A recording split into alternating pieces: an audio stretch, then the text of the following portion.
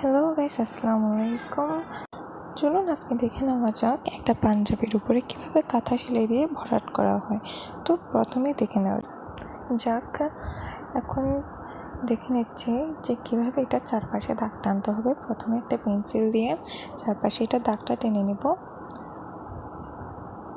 তারপর এর ভেতরে কতটুকু পর্যন্ত আমরা সেলাইটা করব ওইটার একটা দাগ টেনে নেব। ভিতরে সমান সমান করে চারটা দাগ টেনে নেব। একটা থেকে একটা একটু একটু করে গ্যাপ রাখবো। দেন আমরা এটার ভিতরে 4টা দাগ টেনে নেব।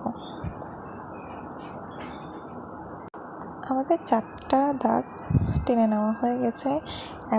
এখন তার নিচে আরেকটা দাগ টেনে নেব, ঘরটা করে নেব পেন্সিল দিয়ে। আবারও ঘর করা শুরু হয়ে গেল, ঘরটা করে নিচ্ছি। ঘরগুলো আপনাদের সুবিধার জন্য দেখিয়ে দেওয়া হচ্ছে যে কিভাবে করলে আপনারা এটা খুব সহজেই দেখতে পারবেন এবং শিখতে পারবেন। আবারও আগেরটার মতো করে 4টা দাগ টেনে নেব যাতে আমার সেলাইটা সুন্দর মতন হয়। তো এখন আমরা সেলাইটা স্টার্ট করতে যাচ্ছি। তো এখনই কাঁথা সেলাই দেখে নিন।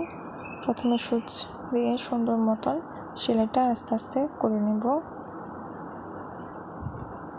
এখানে আপনাদের সুবিধার জন্য দেখিয়ে দেওয়া হচ্ছে যে কিভাবে আপনারা সেলাইটা করবেন, কিভাবে আপনাদের করলে সুবিধা হবে, তাই আপনাদেরকে সেলাইটা দেখিয়ে দেওয়া হচ্ছে। তো আপনারা মনোযোগ দিয়ে সেলাইটা দেখুন যাতে আপনারাও ঘরে এই কাজ করতে চাইলে দেখে করতে পারেন। তো এখন আমরা যে সার্কেলটা আঁকছি সেই অনুযায়ী দাগ অনুযায়ী আমরা সেলাইটা করতে থাকবো। ভালোভাবে খেয়াল করুন সেলাইটা কীভাবে করা হচ্ছে। আপনাদের বোঝার সুবিধার্থের জন্য ঠিকমতো সেলাইটা দেখিয়ে দেওয়া হচ্ছে।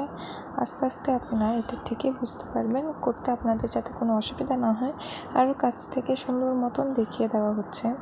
দেখুন আমাদের 4টা ঘর, 3টা ঘর প্রায় সেলাই হয়ে গেছে। 4 নম্বর ঘরটা আমরা এখন সেলাই নিচ্ছি। কিভাবে এটা প্রথমে করবেন, তারপরে কোনটা কীভাবে করবেন সেটাও দেখিয়ে দেওয়া হবে। প্রথমে 4টা ঘর সম্পূর্ণ করা হচ্ছে।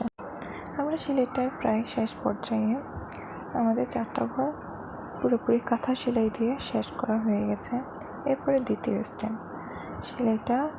যেই সেলাইটা আমরা আগে করেছি তার ভিতর দিয়ে সূচটা নিয়ে যাব, তাহলে এতে রাউন্ড রাউন্ড করে কাজটা সম্পূর্ণ হবে। দেখুন বা সুন্দর মতন খেয়াল করুন যে আমরা যেই সেলাইটা আগে করছি ওই সেলাইটার ভিতর দিয়ে সূচটাকে নিয়ে যাব।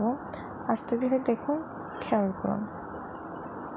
আপনাদের খেয়াল করার পর এখন দেখিয়ে দিচ্ছি সেলাইটা এভাবে করে আপনারা সম্পূর্ণ করবেন।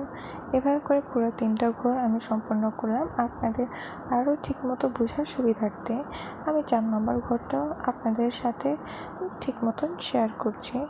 সেলাইটার ভিতরে দিয়ে হয়ে সেলাইটাকে ঘোরাবেন, সূচটাকে ঘোরাবেন, একটা সুতো আরেকটা সুতোর ভিতর দিয়ে যাবেন। এখন দেখুন ভিতরে আমরা যে ঘরটা করছি, ভিতরে আরও একটি ছোট ঘর করছি যেটার মধ্যে এখন সেলাই করা হচ্ছে। সেলাইটা কিভাবে করছে সেটার দিকে একটু খেয়াল দিবেন, এটা আপনাদের সুবিধাই হবে। সেলাইটা কিভাবে করছে একটু খেয়াল দিবেন।